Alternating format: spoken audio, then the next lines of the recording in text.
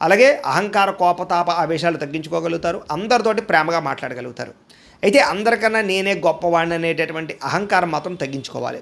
తెలివితేటలతోటి ప్రదర్శిస్తారు. ఉద్యోగపరంగా అభివృద్ధి కనపడుతుంది. కొత్త వారితో స్నేహాలు చేయగలుగుతారు. ప్రేమ కలాపాలు, కొత్త కోరికలు పుట్టే అవకాశం కనపడుతుంది. అయితే చదువు పట్ల ఇష్టం తగ్గుతోంది విద్యార్థులకి. చక్కగా వ్యవహారం చేసుకోండి. చదువు కన్నా వ్యాపారం చేయాలని తపన, లేదా ఉద్యోగం కన్నా వ్యాపారం చేయాలన్న ఆలోచనలు చాలామందిలో రాబోతున్నాయి. జాగ్రత్తలు తీసుకోండి.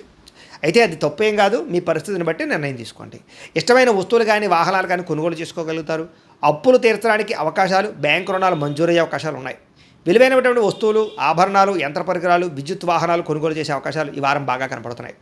తల్లిదండ్రుల నుంచి సంక్రమించవలసినటువంటి ఆస్తులు సంక్రమించే అవకాశం కనపడుతోంది.